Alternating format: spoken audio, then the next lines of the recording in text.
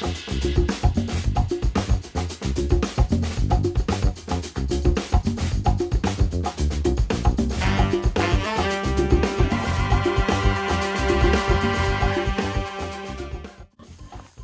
to Thez Nutz Garage, and today we're going to be showering old Chuck the church van with a bunch of gifts.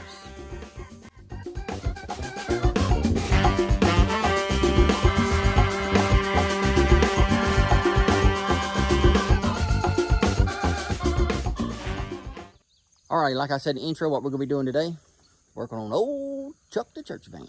Now, as you can see, the hood is full of stuff that we're going to be using on the van today, and I'm hoping we can get it all done today. It is kind of lightly sprinkling. It's supposed to be just partly cloudy and no rain today, so I'm hoping all that kind of moves out and it turns out to be a nice day, because I want to work on the Chuck here at the house, because I have more tools here than I do, say, in the back of my truck and up at the church. So trying to get all this knocked out today. Now, this is going to be probably the end of this series for the most part, because after I get all this done, there's not a lot else to do to old Chuck. Maybe clean up the headlights and some basic stuff.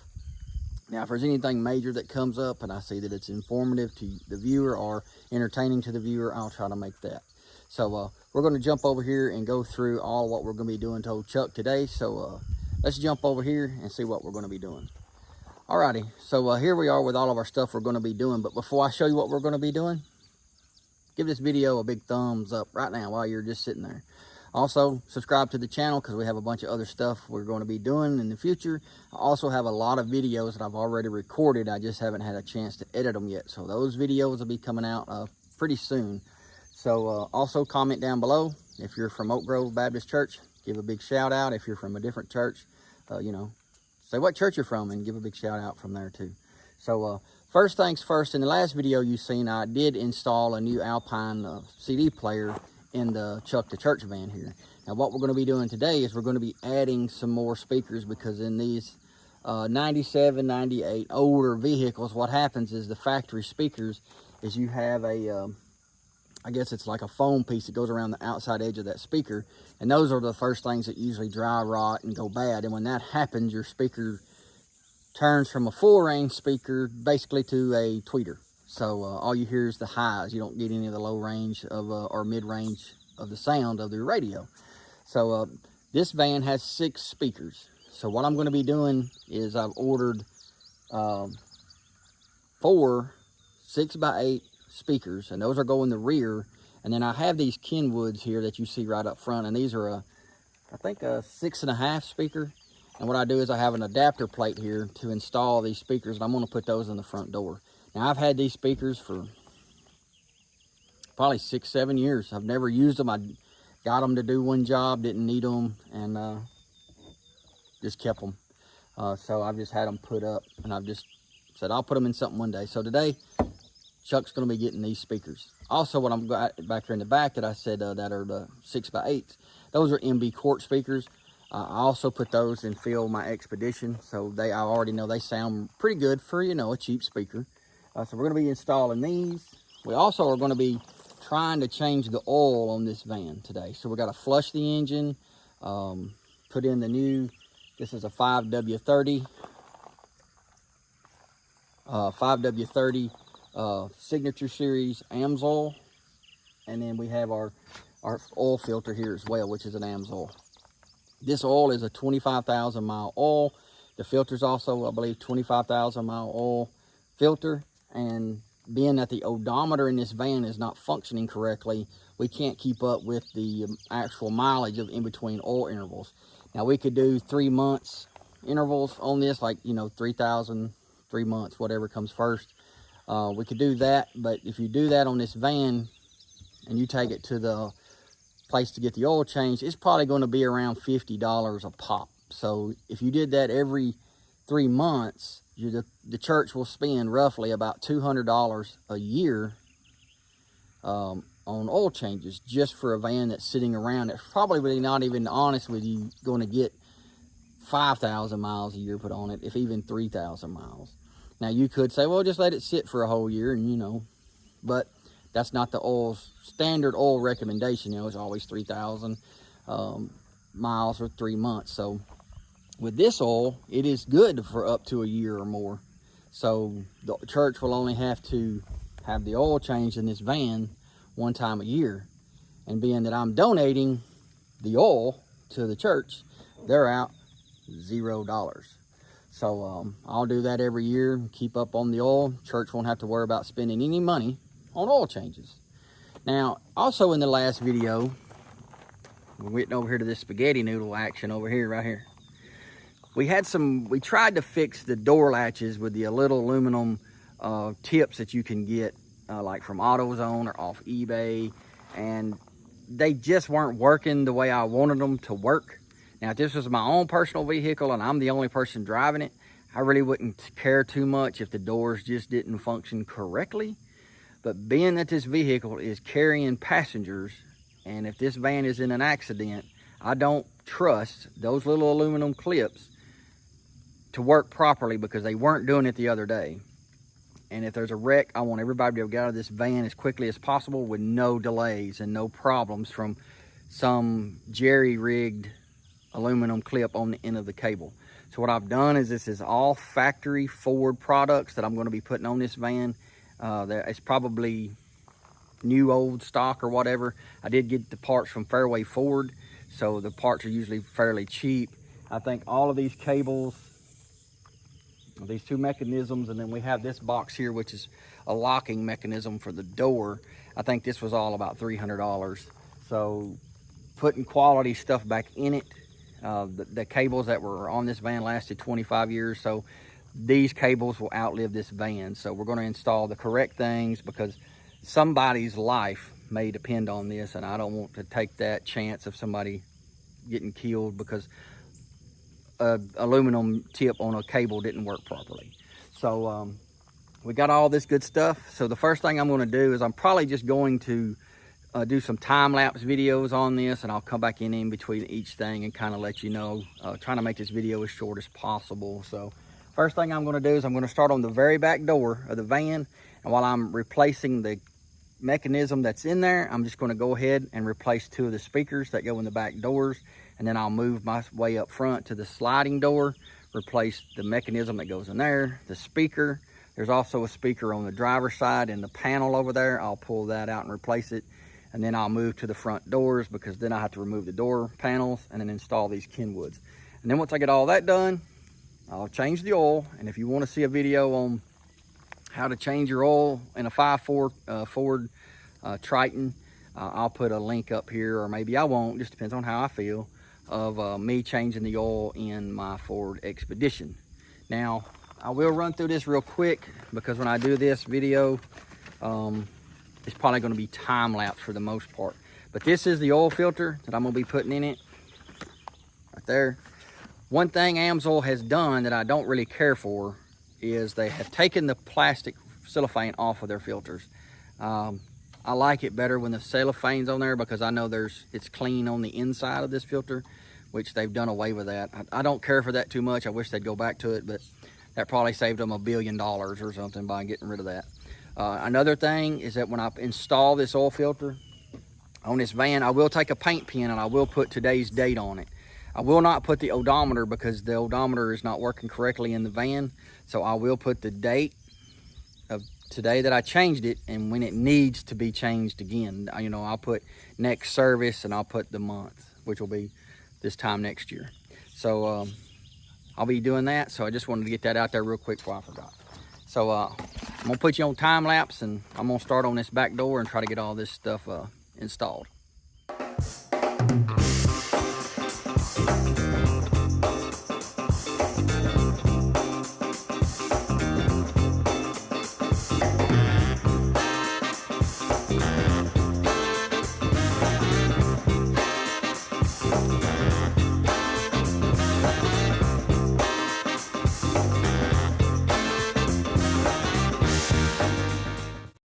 Alrighty, so I've removed all of the door latching mechanism in this rear door.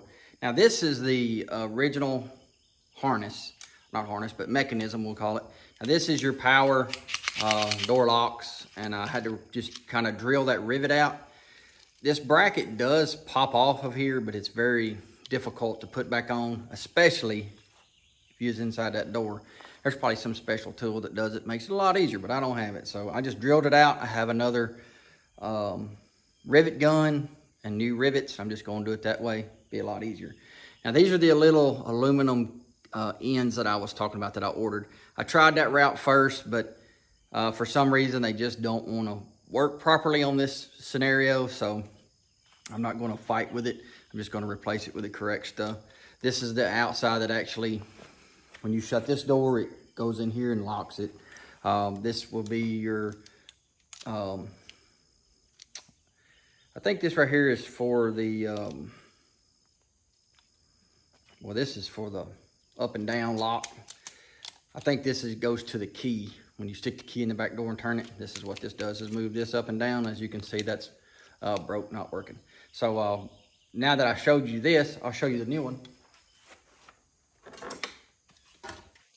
This is the new one that we're going to be installing. It is a Ford factory brand new part, so it should work perfectly. Same thing, this goes up to the top of the door. This goes down to the key. This right here goes to the inside latch, and this goes to the outside latch, which is made into the license plate cover. So what I want to do is get this mounted up and screwed in, and then we'll wrap this rear door up. I'll put the speakers in the back, and then this whole back end will be done.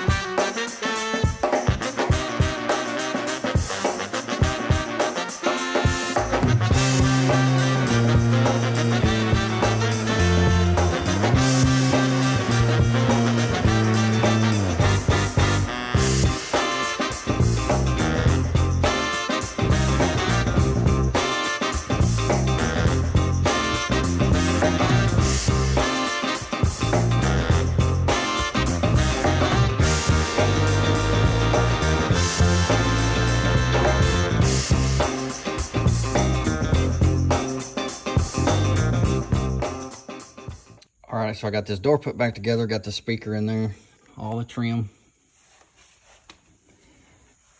Got this speaker replaced, and being that these grills are broken, I had to use some Gorilla Glue and kind of put around the edges, and then just basically mask tape them in place till it dries. So next thing we're gonna do is jump up here on this sliding door and fix that. Alrighty, so we're up here by the sliding side door. And what we're going to have to do is remove all this interior panel from the whole door once we close the door. We also have to replace this speaker, like we said. We'll be replacing the exterior handle, and that'll be replaced, and all the cables that go with it. We also will be replacing this piece right here, which is right here. This is a Ford part.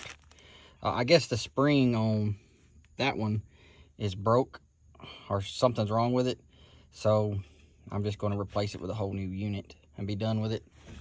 Here is the new unit that has the exterior door handle. Well, I guess that's the interior door handle that we'll be replacing up here, and then all of its spider cables that go along with it. So what I'm going to do is just put it on time lapse again and kind of walk you through this as I learn how to replace this myself. So let's get started.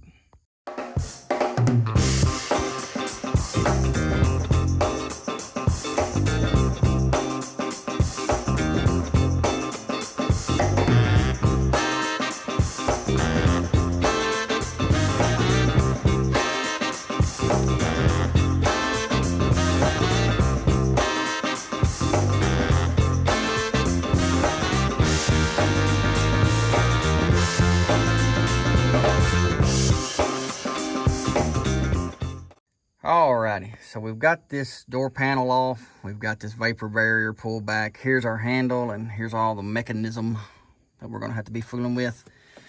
Looks like we also have a big rivet here. I'm gonna probably have to remove, drill out, and put in a new one because of the same thing. The way these brackets are, very difficult to get that back on that bracket May not be so bad on this one. So what I may do is try to remove this and not remove this bracket, since I can actually get to it and spread it apart. It's kind of a pain in the neck, to be honest with you. We have a upper cable that runs to the back of the door to a latch. Here's our front latch. And then here's our rear latch. So we'll have to remove this and connect our new cable to it, I believe. Let's just see. Actually, no, we have a new rear latch right there. So that'll go all the way to the back. This is the front. And then that'll go to the outside handle right there.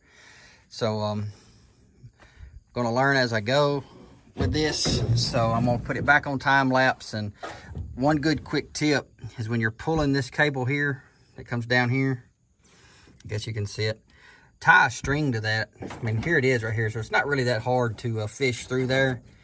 And this cable is on the outside of the door, so that should be fairly easy. But if you are trying to fish a cable through, it's better just to tie a piece of string to it if it's really long distance. That way you can just pull it through and then pull it back through. So off to time lapse we go.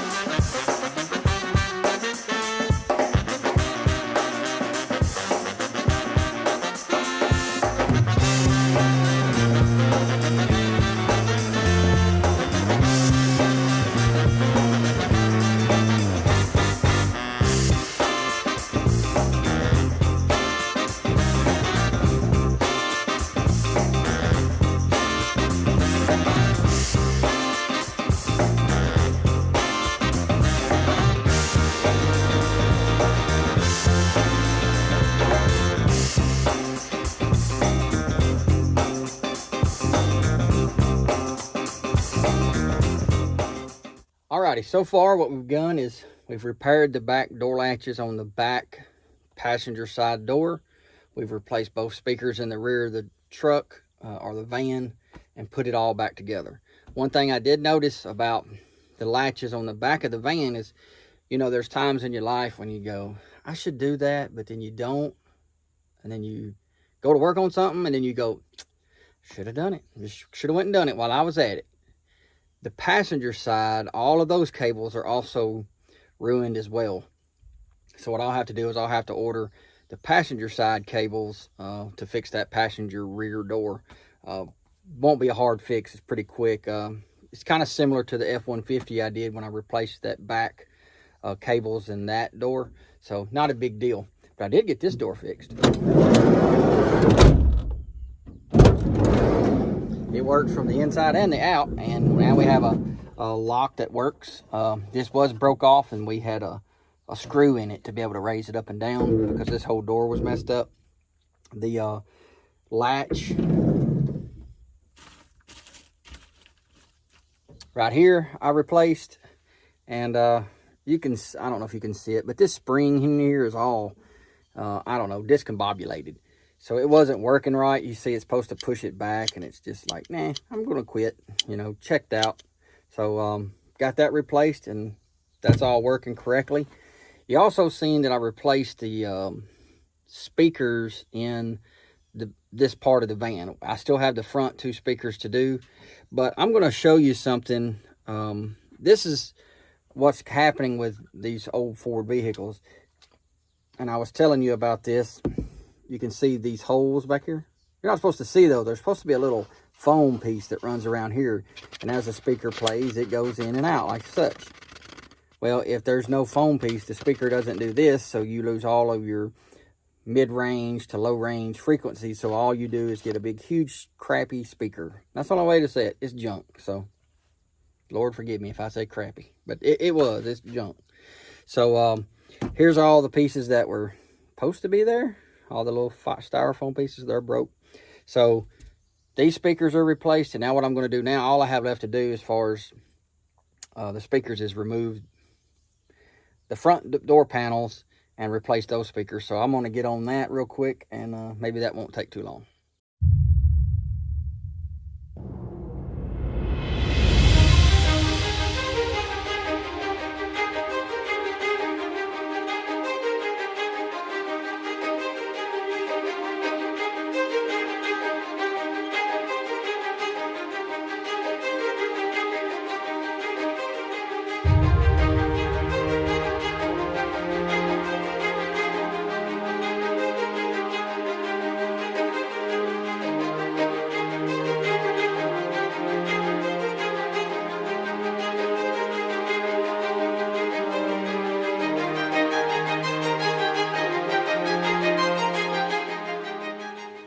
Alrighty, so we got our door cables in, our door latches, door mechanisms, all of that stuff in the rear and in the side door. All that stuff's working properly now, inside and out. I got all 6 speakers installed into the van here, into Chuck. It sounds a lot better. Like I showed you with those speakers, when they dry rot like that, they just sound crackly and horrible. So what we're gonna do now is we're actually gonna change the oil in the van here, old Chuck. And what we're going to be using is that Amsoil 5W30 Signature Series oil.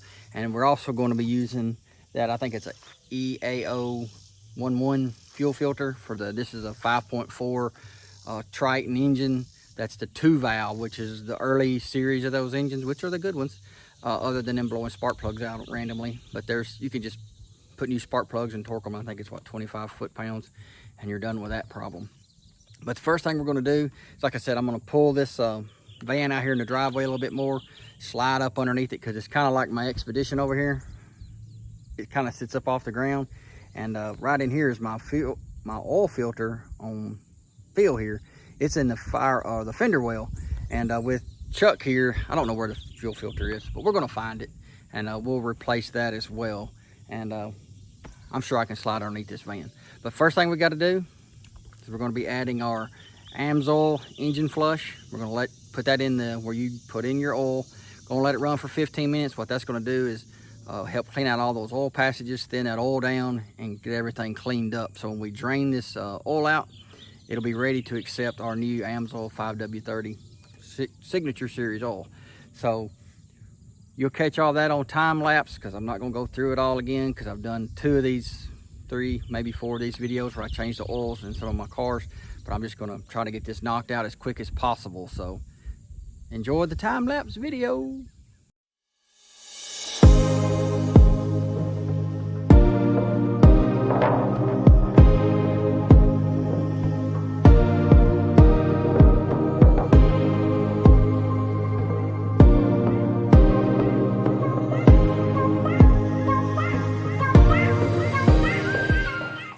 Alright, so you've seen me drain the oil out of the van. I also removed the old oil filter, and I replaced the old oil filter with a new oil filter, or with an Amsoil filter.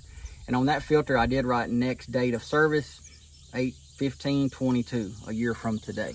So that's all done on the bottom side, and now all I have to do is add the oil on the top side. And I did make a funnel out of this flush bottle. So that's convenient that I made a funnel out of it. So anyway, you did see me under the vehicle with this gun, this monster.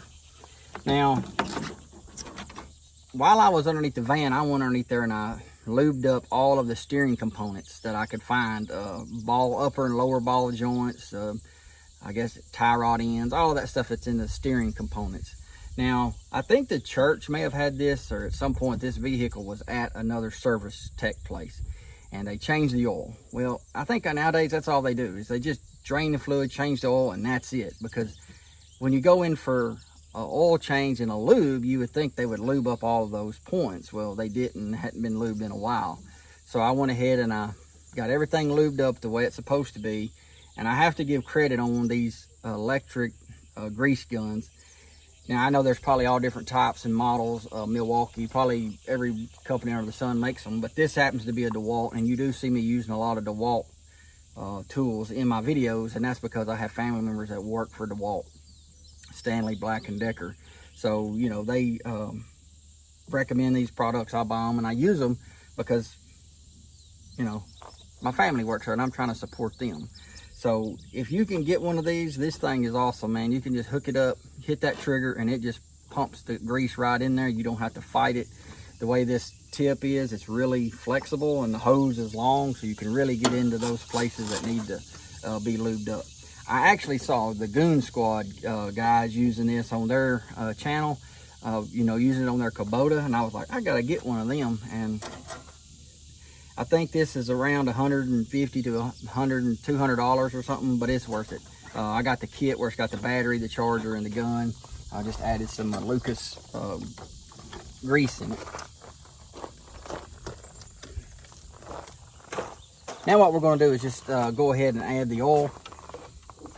Now real quick, another thing is I'm going to put right here, there'll be a code. If you want to help support Thez Nutz Garage, you can go to Amsoil.com, you can place an order, and when you go to, I guess, checkout, you put in my reference number, and what that does is that gives us some points towards future purchases. Now, one thing about buying products from Amsoil, you can go on there and get a membership for 25% off. They're quality products. They've been in the racing business for a long time. But what you're doing is you're helping support some little guys. One is me, because the next time I go to buy some Amsoil products for one of my products or projects, I'll save a little bit of money. It's not a lot, but it's still a little bit. But you're also helping another little guy, and that's Eagle Lubricants.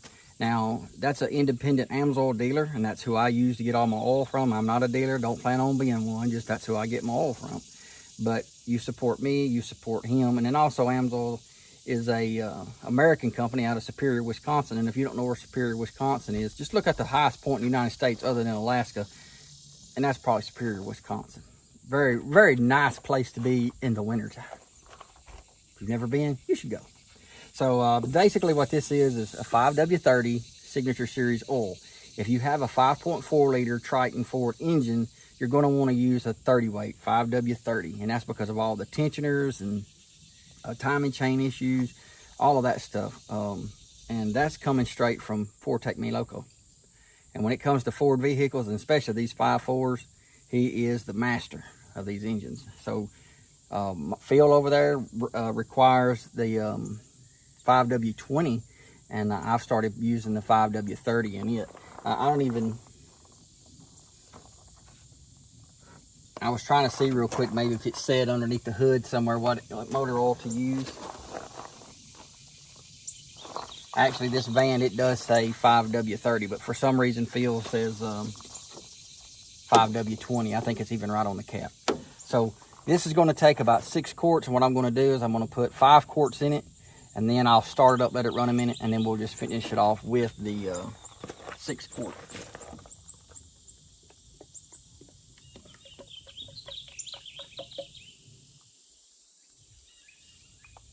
This is a gallon, so that's 4 quarts.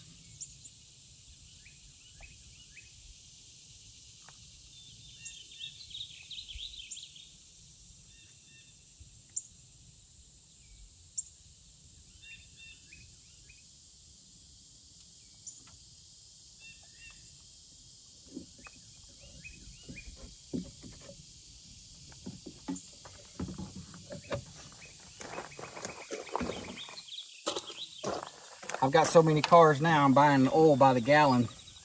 I've got to do this truck.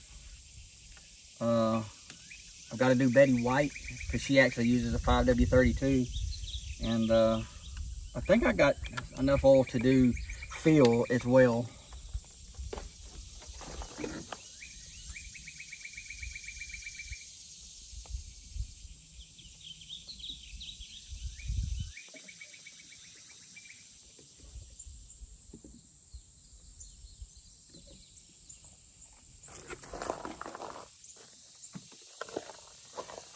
All right, so I'm gonna go ahead and start the van up, let it run for a minute, and then I'll let it sit for a minute and check my oil level, and then I'll top it off. It's hot outside, guys. Making this sweaty content just for you. So make sure you hit the like button. This is a church van. This is all done out of my own pocket as a donation to the church. So can a fella get a like? Just a like. Also subscribe to the channel, because like I said, this truck van will appear from time to time. but I have some other stuff I want to do, and there's a lot of things that I really want to do, but I need your help, and that's going to be subscribe to the channel and watch the videos. Even if you just turn the video on, turn the volume down, and stick it over there to the side, just let it play. Just let it play all the way through, because that helps YouTube's algorithms go, hey, everybody wants to see this video, and we'll put it out there more. That helps the channel grow. Also, like I said before, earlier in the video, comment down below. If you're from Oakwood Baptist Church, say hello. If you're from another church, say hello, and put your church down. I like to see all that in the comments. All right, so don't forget to share this video. Share it with on Facebook, on Instagram, or wherever you share stuff nowadays. You can write it on a postcard, send it to your grandma, and that'll be just fine as well. So that's going to be the end of the video. Thanks for watching. Y'all have a blessed day, and I'll see you in the next video.